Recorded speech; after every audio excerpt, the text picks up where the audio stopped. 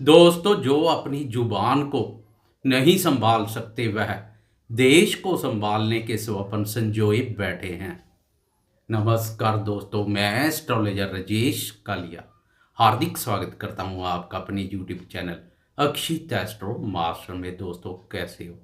दोस्तों, ज्योतिष की ताकत में बात करेंगे नीतीश कुमार की जन्म कुंडली पर। बड़बोले नीतीश कुमार इतने मुंह फट है कि इस बार तो उन्होंने बोलने की हद ही पार कर दी। वह मुंगेरी लाल के हसीन स्वप्नों में इस कदर डूबे, क्या बोल रहे हैं, कहाँ बोल रहे हैं, कुछ भी ज्ञात नहीं रहा। जन्म कुंडली के साथ साथ जब गोचर कुंडली से भी ग्रीन सिग्नल मिल जाता तो घटना घटकर रहती है। उनके साथ भी ऐसा ही हुआ है। जन्म कुंडली में बन रही ग्रह गोचरीय स्थिति के साथ साथ जब गोचर कुंडली में भी ऐसी ही स्थिति बन गई तो वह बोलने की सीमा लांघ गए। एक नज़र डालें उनकी जन्म कुंडली पर तो उनकी जन्म कुंडली के वाणी भाव का स्वामी चंद्रमा छठे भाव, लड़ाई झगड़े और वाद विवाद वाले भाव में नीच राशि पर विराजमान है। शनि की स्थिति पर नजर डालें तो शनि भी उनकी जन्म कुंडली के चतुर्थ भाव पर वक्री अवस्था में संचार कर रहा है। चंद्रमा पर शनि की वक्र दृष्टि भी पड़ रही है, जो वाणी को अधिक नकारात्मक बना रही है, विवादित बयानबाजी को दिखा रही है। मन स्थान पर वक्री अवस्था में बैठे शनि की मन कारक चंद्रमा पर वक्र दृष्टि के प्रभाव से वह मन में छुपी हुई बात को रोक नहीं पाए तथा बाहर ले आए।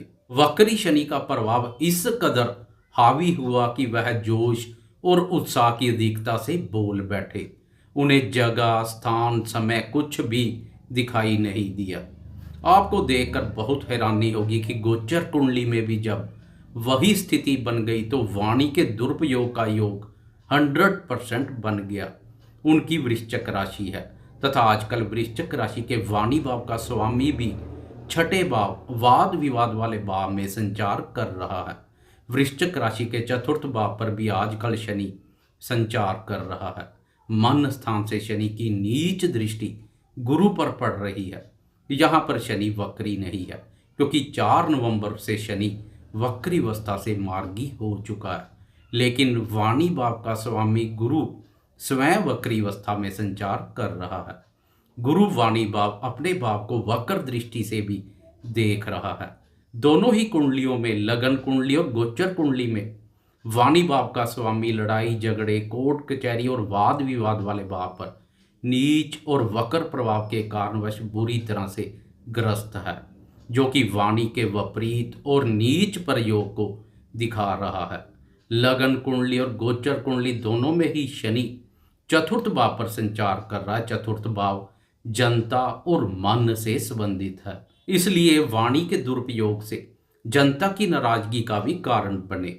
इस बोलबानी के बाद जनता के मन में उनके प्रति सोच में परिवर्तन आया। उनके मान सम्मान को भारी ठेस पहुंची है।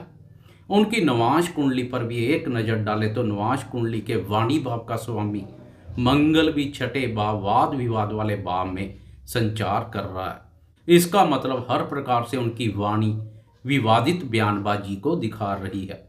इस समय वह राहु की महादशा से गुजर रहे हैं। जन्म कुंडली में गुरु चंडाल योग भी बना हुआ है।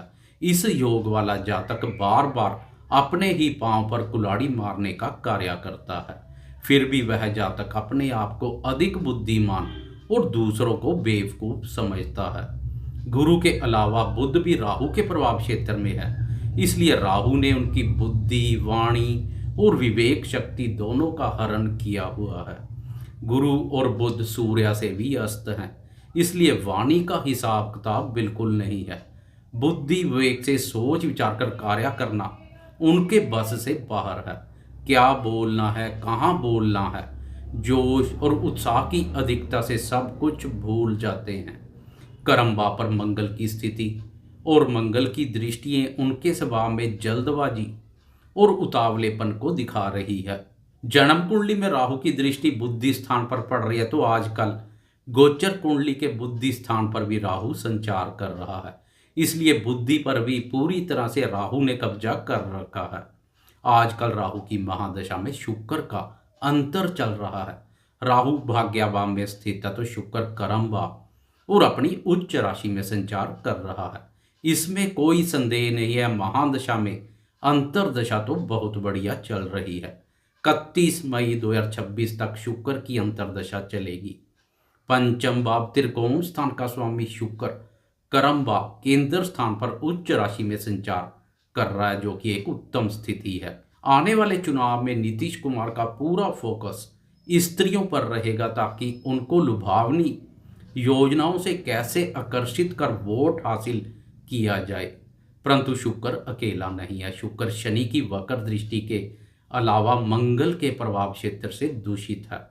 मंगल भी मुंह फट बनाता है। वैसे भी मंगल उनको अग्रेसिव बना रहा है, वह जल्दी ही उत्तेजित हो उठते हैं। इसलिए शुक्र पर शनि के वक्र प्रभाव और मंगल के प्रभाव से स्त्रियों के संबंध में दिया गया बयान खुद नीतीश बाबू के खिलाफ चला गया। आजकल स्त्रियों की प्रसन्नता का पात्र बनना चाहते हैं, लेकिन स्त्रियों की नाराजगी का पात्र बन गए केवल वाणी के दुरुपयोग से।